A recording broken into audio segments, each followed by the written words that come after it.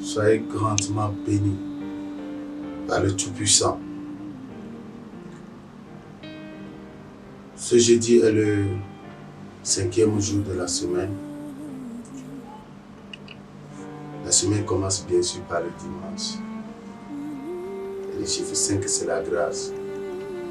Le 5e jour, Dieu créa les eaux et leur ordonna à ce que les eaux produisent des animaux.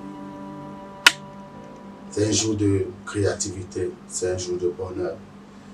Et nous sommes au rendez-vous pour continuer notre série d'enseignements par rapport aux bienfaits illimités de la prière. Les bienfaits illimités de la prière. Notre vision, c'est d'arriver à vous démontrer que la prière est indispensable pour tout chrétien, tous ceux qui ont reçu dans leur vie le Seigneur Jésus comme leur Seigneur et Sauveur personnel. La prière est indispensable. Quand bien même il n'y a pas assez de livres qui ont été bien, nous n'avons pas assez d'œuvres concernant les prières. Cela ne supprime pas, ne sous-entend pas qu'elle n'est pas importante. Aujourd'hui, nous allons continuer notre exposé pour vous révéler cet aspect important par rapport aux richesses intarissables que nous pouvons puiser dans la vie de la prière. L'apôtre Paul nous exhorte dans 1 Thessaloniciens, chapitre 5 au 17e verset, de prier sans cesse. De prier sans cesse. Cela veut dire que la prière, pour moi et pour vous, n'a pas de saison. En toute occasion favorable ou non, je dois prier. Et si vous étudiez les portes, arrivez au niveau des portes du jour, le jour en termes de 24 heures a 8 portes. Et à chaque 3 heures de temps, il y a une porte qui s'ouvre. Pour ne pas vraiment être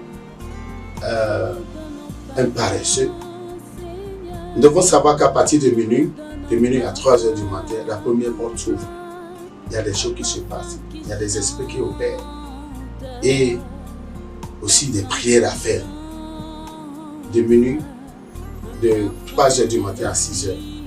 Cela veut dire que si les Juifs ont prié 3 fois par jour, les musulmans 5 fois par jour, les chrétiens qui veulent prier selon la connaissance du temps, de la gestion des heures, ils pourront prier 8 fois par jour, à raison d'une prière après 3 heures.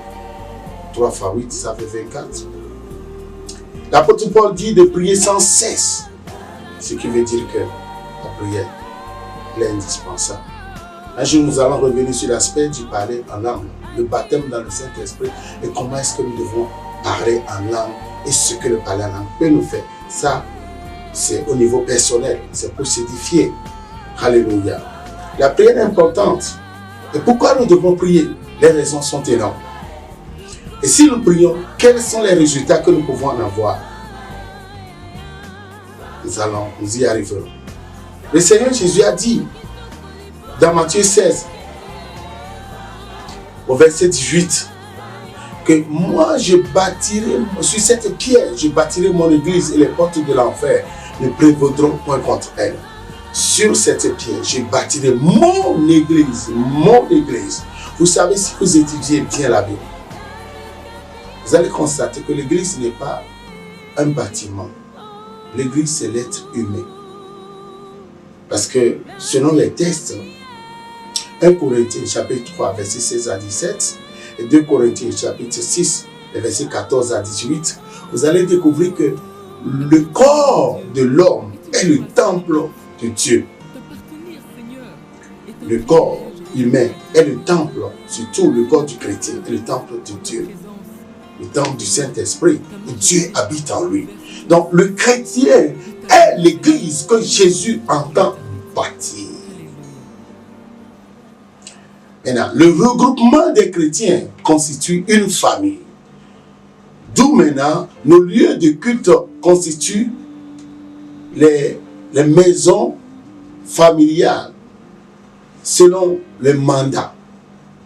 L'entité Assemblée de Dieu, l'entité Pentecôte, l'entité Baptiste, genre Église Baptiste, l'entité Église missionnaire de la grâce abondante de Christ. Ce sont de différentes familles. Et chaque famille a un mandat. Elle a un agenda que Dieu lui a confié. L'ensemble des chrétiens constitue une famille spirituelle. Chaque être humain a deux familles. Selon Jean 3, verset 6, en commençant par le verset 5, la Bible déclare que ce qui est né, si un homme ne naît d'eau et d'esprit, il ne peut entrer dans le royaume de Dieu. Le 6e verset dit, ce qui est né de la chair est chair, et ce qui est né de l'esprit est esprit. Ce qui veut dire, ce qui sous-entend que chaque être humain, surtout les chrétiens, a des familles. Il y a la famille biologique et la famille spirituelle. Donc la famille spirituelle est composée de tous les chrétiens, ayant à leur tête l'homme physique qui est le pasteur ou le berger. Mais le patron de cette famille, le chef de l'église, c'est Jésus-Christ. Donc je prie, si je prie, ma prière va contribuer au développement de ma famille. Quand ma famille va s'épanouir, moi aussi, cet épanouissement va affecter, va impacter ma vie. Aujourd'hui, les églises ne se développent pas pour de simples raisons qu'il y a beaucoup d'hôtels. Là où il y a beaucoup d'hôtels démoniaques, les églises ne peuvent pas se développer. Et donc, nos prières vont contribuer à la destruction de ces différents hôtels démoniaques. Nos prières vont contribuer à la destruction de ces hôtels démoniaques. La fois dernière, je vous ai révélé que le Seigneur Jésus s'était mis en colère quand il fit son entrée dans le temple avec ses disciples. Pourquoi? Parce qu'il n'avait pas vu dans le temple l'autel de prière. Et j'avais souligné que chaque chrétien doit avoir son autel de prière. Non pas seulement son autel de prière, et aussi nous avons besoin d'avoir nos autels qu'on appelle autels secondaires. Le plus puissant autel qui nous relie de Dieu, c'est la croix de Jésus. Et si nous allons commencer par parler des autels, Dieu lui-même a son autel. Dieu lui-même a son autel. Un jour, je vais vous révéler tous ces aspects. Donc c'est important. Hier, je disais que Dieu nous a sauvés pour nous utiliser. Dieu nous a rachetés. Jésus, sur la croix, a dit que tout est accompli. Ce qui veut dire qu'il a payé le prix afin que nous lui appartenions. Jésus a payé le prix afin que nous lui appartenions. Cela veut dire que le chrétien a été offert volontairement en sacrifice vivant à son Dieu. Ce qui est sacrifié ne vit plus. Il appartient à celui qui l'a sacrifié. C'est pourquoi l'apôtre Paul a dit, praise the Lord, que si je vis, ce n'est plus moi qui vis. Je disais hier que Dieu, le potier, a fait 4 différents vases qu'il utilise à volonté. Il y a eu des vases, nous avons des vases de bois, des vases de terre, des vases d'argent et des vases d'honneur. Praise the Lord. L'objectif de Dieu est de se servir de nous pour accomplir ses desseins. Et sa vision première, c'est l'agrandissement, l'épanouissement du royaume et sa justice. C'est pourquoi Jésus, le Seigneur, lui-même a dit dans Matthieu 6, 33, de chercher premièrement le royaume, la justice de Dieu. Et ce pourquoi beaucoup se battent, bec et ongles, se tuent, il nous le donnera sans sueur aucune. Il nous le donnera facilement. Nous les aurons facilement.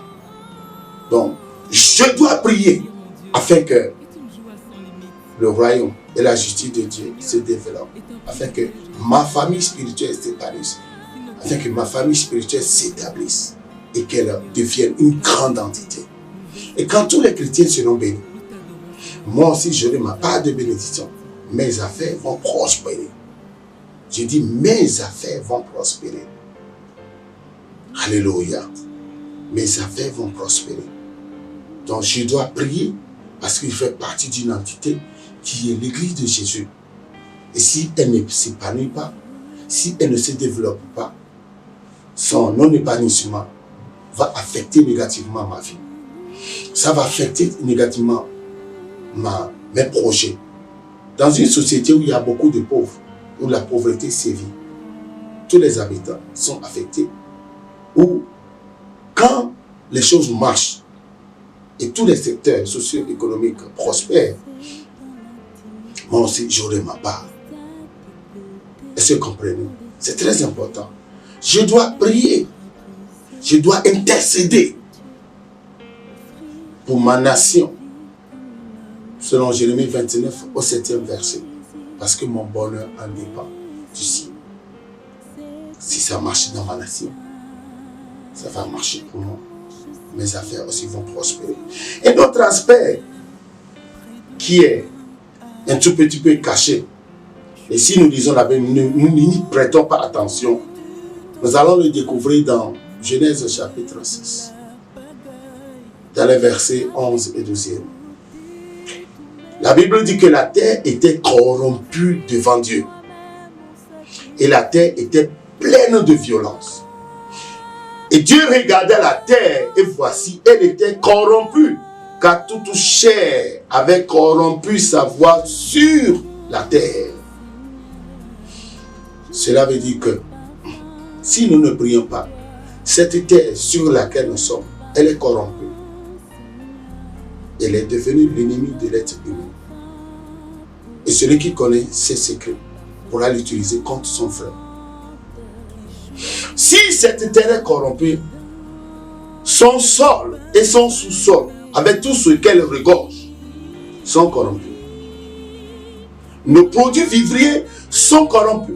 Et si je n'ai pas pris l'habitude de prier sur ce que je dois manger, sur ce que je dois utiliser pour me vêtir, pour se vêtir, ce qui veut dire que je mets ma vie en danger. Ma vie est en danger. Je dis que ma vie est en danger. Tout ce qui sort de cette terre est corrompu. Si je dois prier, la prière consiste aussi à purifier, à m'aider à sanctifier les choses. Je m'en vais aussi révéler un autre aspect dans la Bible qui était un ordre que Dieu a donné à la première nation choisie, qui était le peuple d'Israël. Dans Deutéronome chapitre 7 au 5e verset, Dieu était en train de donner des consignes strictes et fermes à son peuple, parce qu'il leur a dit de quitter l'Égypte, qui était le monde de péché, pour aller sur leur terre de destinée, qui était la terre promise. Mais cette terre n'était pas vide, elle n'était pas vierge, elle était occupée. Il y avait des premiers occupants, les descendants de Canaan, des Phéréziens, des Cananéens, des Danak, machin, des Astodiens. Ils étaient nombreux. C'est des méchants, des géants, des adorateurs, des cannibales, des gens qui pouvaient tuer leurs filles, des gens qui pouvaient violer, coucher avec leurs filles. Ils commettaient toutes sortes d'abominations. Mais Dieu a dit, mais vous le ferez ainsi. Vous démolirez leurs autels et vous briserez leurs statues. Vous abattrez leurs achères et vous brûlerez au feu leurs images taillées. Celui qui n'a pas une vie de prière, il ne pourra jamais arriver à détruire les sous-terres. Je voudrais exhorter les bien-aimés en leur demandant qu'il est bon de prier. La prière est une bonne chose. Mais qui pourra nous aider à bien prier? Nous devons prier. Nous ne pouvons pas nous lever pour commencer par prier. Nous serons essoufflés. C'est la raison pour laquelle Dieu nous a donné le Saint-Esprit. Il nous a donné le Saint-Esprit. Celui qui pourra nous aider à bien prier, à avoir des prières efficaces, c'est le Saint-Esprit. La Bible dit, dans le livre de Romains chapitre 8, que dans notre faiblesse, nous ne savons pas ce qui nous convient de Dieu matin. Et l'Esprit lui-même intercède par des soupirs inexprimables. Vous savez, nous n'allons pas utiliser seulement la prière pour satisfaire nos besoins. Mais la prière doit être dite dans plusieurs sphères. C'est-à-dire, nous devons prier pour la délivrance de nos nations. Parce que la vision de Jésus est que toutes les nations soient sauvées. Jésus veut être le Seigneur de toutes les nations. C'est la raison pour laquelle il a changé le nom d'Abraham en Abraham. Abraham voulait dire le père d'un peuple. Abraham veut dire le père d'une multitude de nations. Il voulait être le patron de toutes les nations. Donc nous devons prier pour le salut des nations. Nous devons prier, alléluia, pour la paix dans le monde entier. Nous devons prier pour empêcher que les calamités soient utilisées par le diable afin d'en découdre avec la race humaine. Parce qu'il est conscient que quand ces calamités, comme des rats de marée, ces cataclysmes-là, le séisme, les tremblements de terre, les crashs d'avions, ces vents impétueux qui soufflent dans certains des États, les États-Unis, font des dégâts et des pertes de vies humaines. La plupart de ces gens ne sont pas nés de nouveau. Et le diable les ramasse comme ça, ramasse ses âmes pour l'enfer. Si nous nous mettons à prier comme des sentinelles, le Seigneur nous bénira. La prière est importante. La prière est indispensable. Par la prière, je m'édifie. Par la prière, je me bâtis. Par la prière, je deviens fort. Par la prière, je deviens encore plus fort. Par la prière, je pourrai résister au diable. Quand je prie beaucoup, il me sera facile de pouvoir entendre Dieu. Quand je prie beaucoup, il me sera facile de lire beaucoup la Bible, de mettre à profit mon temps de jeûne et de pouvoir facilement écouter la voix de Dieu. La prière nourrit mon âme et mon corps. La prière fait de moi un chrétien vivant. La prière me fait pécher moi. Parce que je prie beaucoup. Mon âme est plus en feu, ainsi que mon esprit. Par la prière, je pourrai arriver à discipliner mon âme. C'est un point très important. Le roi David a dit, mon âme bénit l'Éternel et n'oublie aucun de ses bienfaits. Mais qui sont ceux-là aujourd'hui qui peuvent arriver à discipliner leur âme en invitant leur âme à écouter Dieu, à écouter la parole, à étudier la parole avec eux, en demandant à leur âme de bénir le Seigneur. Les bienfaits illimités de la prière, nous n'allons pas finir de les énumérer. C'est pourquoi je voudrais vous inviter. Demain, si Dieu nous accorde sa grâce, je vais parler de l'importance du baptême dans le Saint-Esprit. Et je vais révéler un aspect important pour démontrer que tout le monde peut parler en langue. Demain, c'est possible.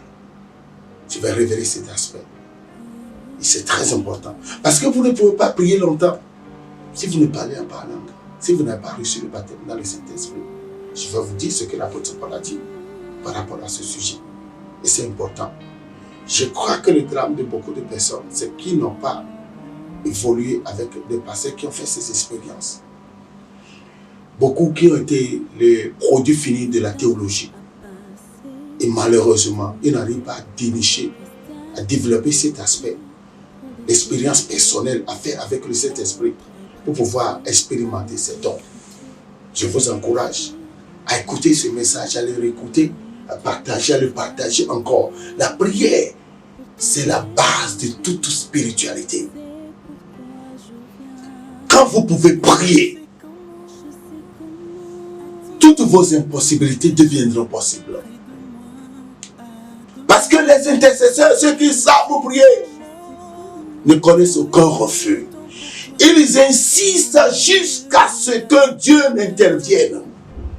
La Bible dit qu'il y avait un géant dans la Bible, à la personne d'Élie, qui était même mal présenté.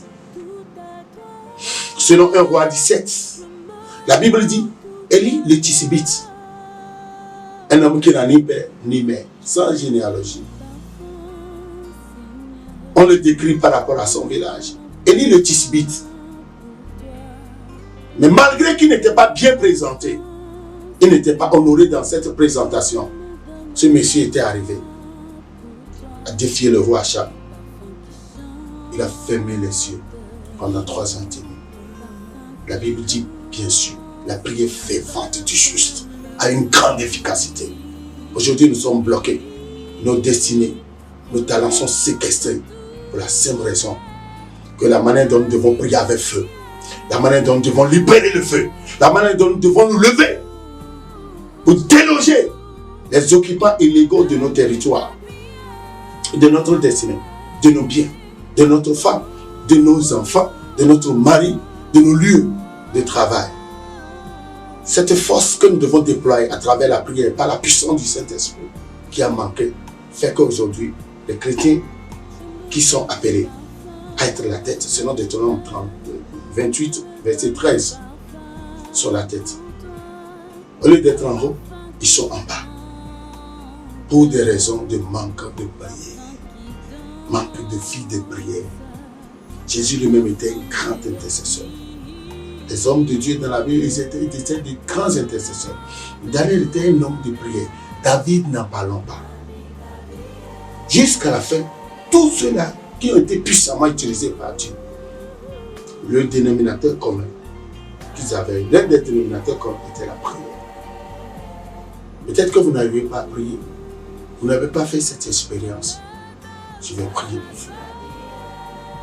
Je vais demander à l'Esprit Saint de vous toucher là où vous êtes. Peut-être que vous n'aviez jamais prié pendant 1 heure de temps sans arrêt. 2 heures de temps, 3 heures de temps. Peut-être que vous n'avez jamais payé vos dîmes journaliers par la prière en raison de 2h40. J'ai prié le Saint-Esprit. Je demande que Dieu vous envoie le Saint-Esprit qui est l'auteur de cet art, qui est la prière, de pouvoir se saisir de vous, de pouvoir créer cette envie du plus profond de vous, à commencer par prier. Que vous commenciez par vous intéresser à ce sujet houleux, à ce sujet important, à ce sujet stimulant, à ce sujet qui déclenche la destinée. C'est quand on commence par prier que Dieu nous permet même de découvrir nos talents et d'avoir l'habileté, la capacité, le talent même qui est l'habileté, la capacité de pouvoir les valoriser. Le talent d'un homme, c'est ça, sa capacité divine que Dieu le donne. C'est en priant que vous pouvez avoir cette poussée spirituelle, cette force. Bien-aimé, à commencer par accomplir votre destinée. Chaque personne est en mission avec un livre que le ciel lui a édité.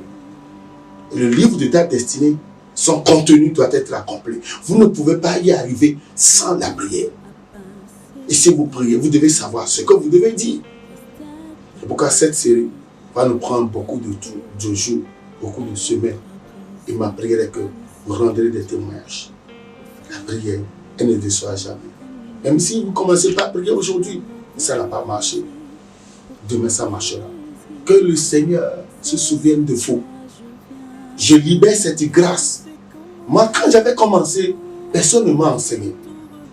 J'avais une envie, une poussée de la part du Saint-Esprit. J'ai commencé par prier. J'ai acheté des livres. Pour quand le réveil, j'ai acheté des livres. Prier, c'est envahir le possible. J'ai eu des livres que j'ai achetés. Mais ce que je voulais ne se trouvait pas dans ces livres. Et donc, je me nourrissais de ces titres. Par exemple, un livre comme Prier, c'est envahir l'impossible. Ah! Prier, c'est envahir l'impossible. Donc, pour envahir l'impossible, je dois prier. Et donc, ma prière sera une invasion. Ah! Déjà, le titre a décliqué quelque chose en moi. Recevez cet impact au nom de Jésus. Ce qui vous a lié et que vous n'arrivez pas à faire une prouesse dans la prière, à partir de ce jour, je brise ces liens et je déclare cette prophétie que vous serez. Que le Seigneur, le Saint-Esprit vous établit comme l'une de ses sentinelles. C'est vous qui devez vous lever pour vous tenir sur les murailles de votre nation, les murailles de votre région, les murailles de votre famille, les murailles de votre destinée. Les murailles de votre destinée. Dieu a besoin aujourd'hui des sentinelles qui vont se tenir sur la brèche. La prière, c'est la prière. Quelles que soient les langues dans lesquelles vous allez utiliser ce mot, ça peut changer selon le phonétique, linguistique, mais c'est toujours le même esprit. La prière, c'est la prière. La prière, c'est la prière. Recevez ce feu. Parce que Dieu veut se servir de vous comme son instrument de gloire. Nous vivons pour Jésus, nous mourrons pour lui, nous ferons tout pour Jésus. Nous ferons tout pour lui. Il veut se servir de vous pour sa gloire. Vos besoins personnels sont des petits trucs qui ne le défient pas. Il suffit qu'il dise à un ange de venir s'occuper de vous, changer votre histoire. Et ce qui est le plus important, c'est qu'il veut que vous soyez un instrument puissant entre ses mains. Il est le portier pour la gloire de son nom. Ce n'est pas la prière que votre ministère, votre destinée va prendre son décollage. C'est la raison pour laquelle ce sujet me tient à cœur. Il me tient à cœur. C'est la base de tout miracle. C'est la base de tout déclenchement de destinée. C'est l'origine de tout envol. L'homme est un grand représentant que Dieu a établi sur cette terre. Il lui a donné cette terre, la planète Terre, comme un lieu de domination. Et ce lieu de domination, quand Dieu a dit de dominer, c'est une idée d'exercer son règne. Exercer son règne. Il nous appartient de dire aux autres que Jésus est réel. Il est le sauveur. Il était venu, il a été sur la croix, il est mort. Il n'est pas resté dans le tombeau, il est ressuscité le 3e jour.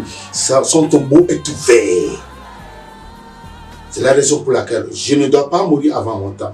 Vous ne mourrez pas avant votre temps. Parce que le tombeau de Jésus qui est ouvert, sa croix est là-bas.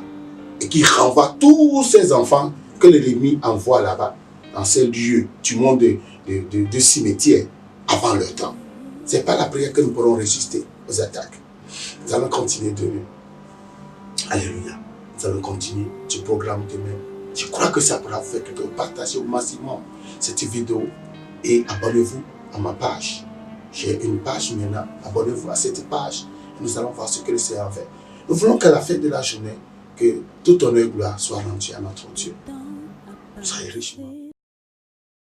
Reste à tes côtés pour l'éternité. Être brisé par les Écritures. Offrir ma vie comme une monture. C'est là mon désir pour ton plaisir. C'est pourquoi je viens. Car je sais comment